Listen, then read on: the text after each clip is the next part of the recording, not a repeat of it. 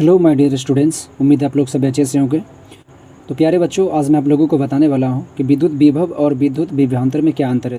लेकिन मैं उससे पहले आपको बताना चाहता हूँ इलेक्ट्रिसिटी का पूरा जो मैं एक परिपथ रेडी किया हूँ, इसके माध्यम से मैं एक इंपॉर्टेंट लाइनें जो है आपको बताना चाहता हूँ, जो आपको जानना बहुत ज़रूरी है। क्योंकि विद्युत विभव और विभवांतर जो है वो इसी से संबंधित है, यानी कि आप इसको अच्छे से समझ ले तो प्रोसेस को, तो 100% है कि विद्युत विभव और विभवांतर आपके लिए समझना बहुत ही आसान और ईजी हो जाएगा। सबसे पहले मैं आपको बताना चाहता हूँ कि इलेक्ट्रिसिटी काम कैसे करता है, यानी कि इसमें इलेक्ट्रॉन का प्रोसेस क्या है, ठीक ना। इसमें जो है विद्युत विभव का क्या काम है, धन और ऋण टर्मिनल का क्या काम है, यहाँ पर ये कैसे वर्क करता है, ये मैं स्टेप बाय स्टेप सबसे पहले आपको बताने वाला हूँ। यदि ये आप अच्छे से समझ जाते हो तो 100% है कि आगे का जो भी मैं लाइन बताने वाला हूँ आप बिल्कुल ईजी तरीके से समझ जाओगे, आपको ज़्यादा परेशानी नहीं होगी। तो बिना टाइम वेस्ट किए चलते हैं और देखते हैं स्टेप बाय स्टेप सारी चीज़ों को समझते हैं बढ़िया से मेरे प्यारे बच्चों। तो आज चलते हैं और इसको समझते हैं बढ़िया से। तो यहाँ पर सबसे पहले आपको क्या करना है कि एक बैटरी लेना है, और एक बैटरी लेने के बाद जो है हमने यहाँ पर क्या किया है, इसमें एक पूरा परिपथ मैंने तैयार किया है, इसमें पूरा एक तार लगाया मैंने, और यहाँ पर एक क्या है बल्ब है, ठीक ना।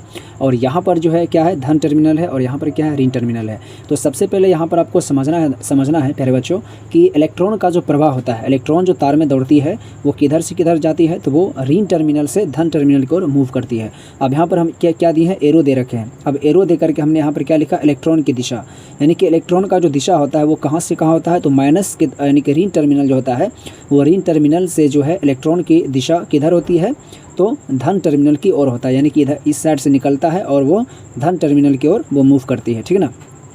और यहाँ से एक और इम्पॉर्टेंट बात याद रखना है दोस्तों कि विद्युत धारा की जो दिशा होती है ना, वो इलेक्ट्रॉन की दिशा का जस्ट अपोजिट और विपरीत होता है। यानी कि ऋण टर्मिनल से इलेक्ट्रॉन का प्रवाह होता है धन टर्मिनल की ओर, तो विद्युत धारा की जो दिशा होती है तो धन टर्मिनल से किधर होता है, ऋण टर्मिनल की ओर होता है। ये लाइन इतना इंपॉर्टेंट है कि आप सोच भी नहीं सकते। बोर्ड एग्जाम में बहुत बार पूछा गया दोस्तों, और बार बार एग्जाम में पूछा ही जाता है। तो 100% है कि आपके बोर्ड एग्जाम में जो है फिर से आने की संभावना है, इसलिए ऐसे क्वेश्चन को बिल्कुल भी मिस नहीं करना है दोस्तों।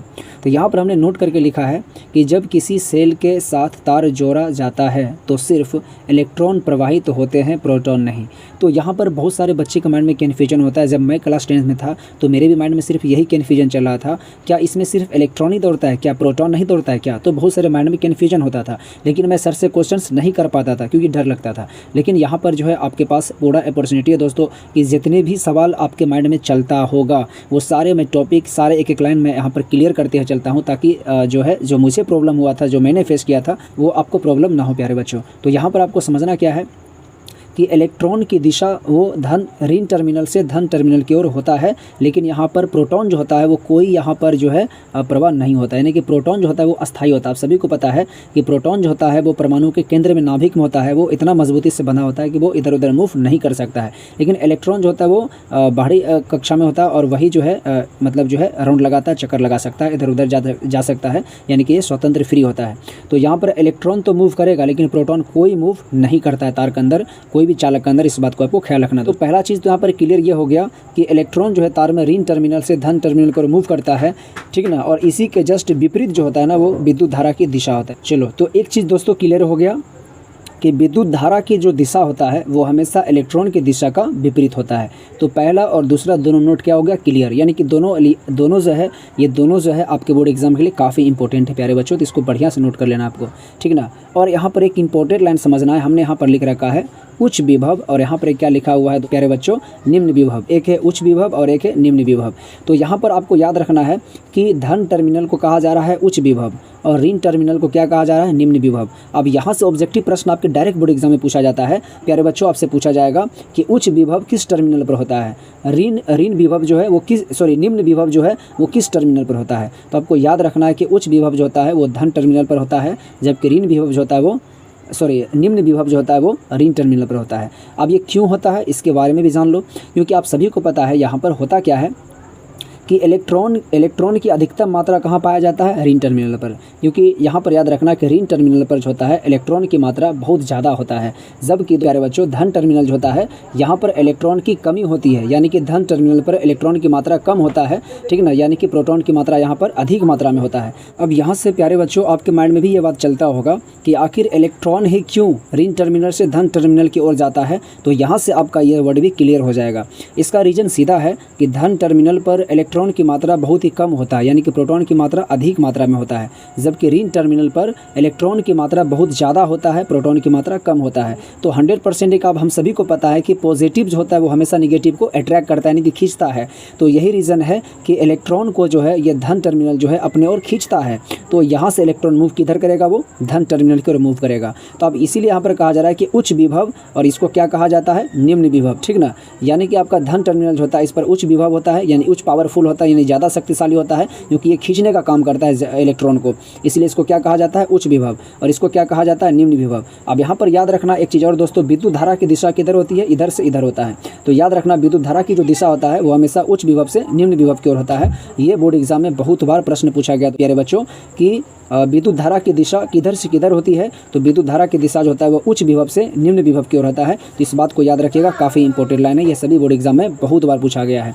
तो अब यहाँ से उम्मीद है कि बहुत सारा लाइन आपको क्लियर हो गया होगा। अब बिल्कुल ईजी तरीके से हम देख लेते हैं कि विद्युत विभव क्या है और विभवांतर क्या है। तो बहुत ही आसान है।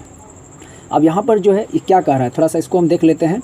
यहाँ पर जो है आपको कहा जा रहा है, विद्युत विभव के बारे में आपसे कहा जा रहा है कि किसी बिंदु पर एकांक धन आवेश को, किसी बिंदु पर क्या कहा जा रहा है, एकांक धन आवेश को, यानी कि छोटा सा धन आवेश को अनंत से उस बिंदु तक लाने में किया जितना कार्य करना पड़ता है उसे ही उस बिंदु का विद्युत विभव कहा जाता है।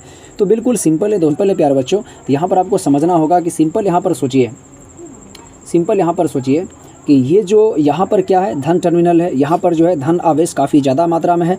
आप कोई मान लीजिए कि यहाँ पर जो है कहीं दूर अनंत पर, ठीक ना, कोई जो है कोई आवेश है, धन आवेश है, ठीक ना, अनंत पर जो है कोई धन आवेश क्यों है, और इस आवेश को अनंत पर से जो है इस बहुत ज़्यादा मात्रा में जहाँ पर एक क्षेत्र विद्युतीय क्षेत्र बन प्यारे बच्चों, तो इस विद्युतीय क्षेत्र में जो है धन आवेश को इस धन आवेश तक लाने में जो काम किया जाएगा तो इसी को क्या कहा जाता है, विद्युत विभव कहा जाता है। तो बिल्कुल सिंपल चीज़ यहाँ पर है कि जब प्रति एकांक आवेश को अनंत पर से, ठीक ना, विद्युतीय क्षेत्र में लाने में जो काम किया जाएगा इसी को क्या कहा जाता है, विद्युत विभव कहा जाता है। तो बहुत ही सिंपल है। होता क्या कि ये पॉजिटिव है, ये भी पॉजिटिव है, पॉजिटिव एक दूसरे को रिपेल करता है, लेकिन फिर भी जो है इसको इसके विपरीत अकॉर्डिंग इसको जो है लाया जाता है। तो इसके विपरीत अकॉर्डिंग लाने में जिसको कार्य किया जाता है तो इसी कार्य को क्या कहा जाता है, विद्युत विभव कहा जाता है।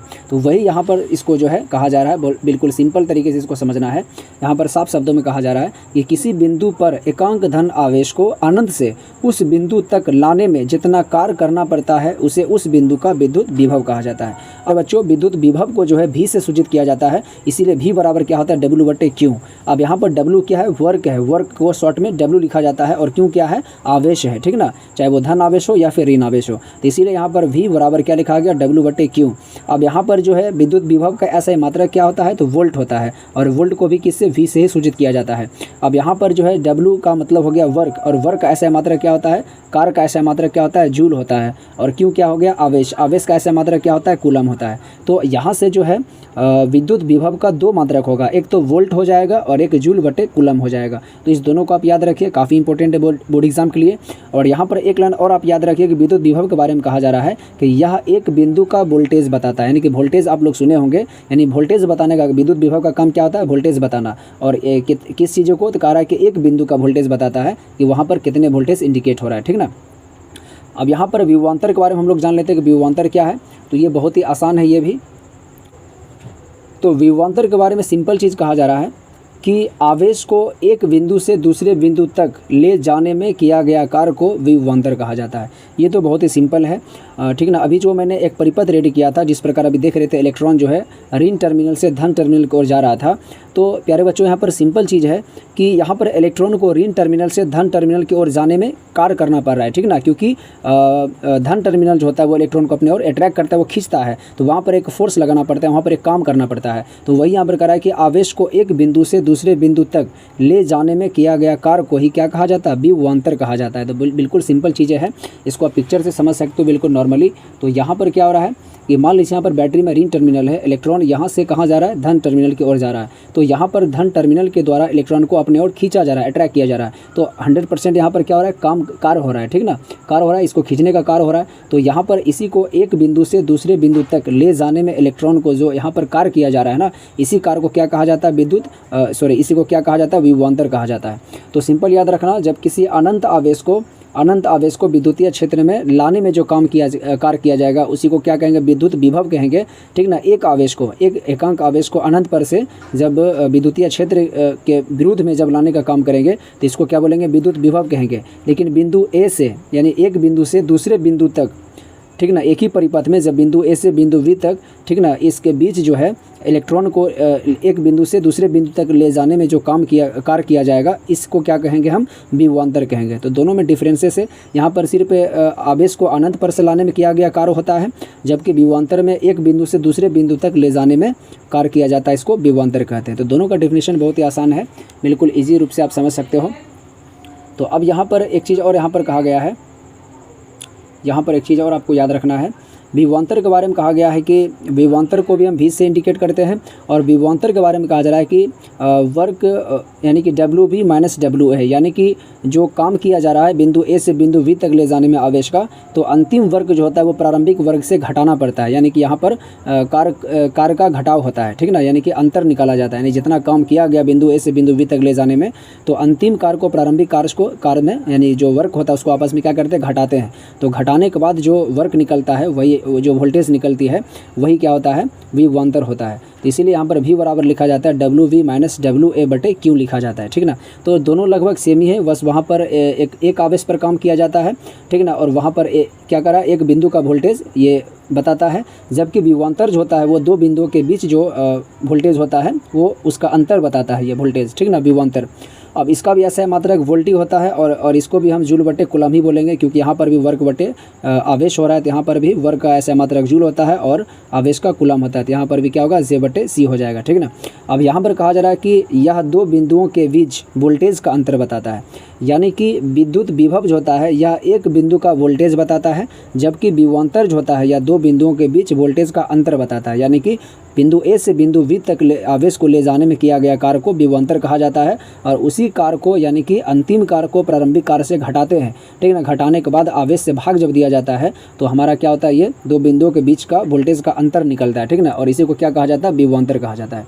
तो उम्मीद है प्यारे बच्चों आप सभी को बढ़िया से समझ में आया होगा। सारे चीज़ स्टेप बाय स्टेप मैंने समझाया कि एक परिपथ, विद्युत परिपथ जो होता है वो काम कैसे करता है, इसमें होता है इलेक्ट्रॉन का प्रवाह कैसे होता है, ठीक ना, विद्युत धारा की प्रवाह किस तरह होता है, ठीक ना, इसमें विभव कैसे काम करता है, विभवांतर कैसे काम करता है। तो सारी चीज़ों को मैंने स्टेप बाय स्टेप पूरा क्लियर किया बढ़िया से, ताकि आपको अच्छे से समझ में आए। तो उम्मीद है मेरे प्यारे बच्चों आप सभी को बढ़िया समझ में आ गया होगा। तो यदि वीडियो आपको अच्छा लगा तो वीडियो को लाइक ज़रूर कीजिए, और अभी तक चैनल को सब्सक्राइब नहीं किए हो तो चैनल को सब्सक्राइब जरूर कीजिए, ताकि मैं जितने भी वीडियो अपलोड करूँ आप तक सबसे पहले पहुँचे। प्यारे बच्चों तो फिर मिलते हैं आप लोगों से नेक्स्ट वीडियो में एक अच्छी वीडियो के साथ, तब तक के लिए जय हिंद, जय भारत।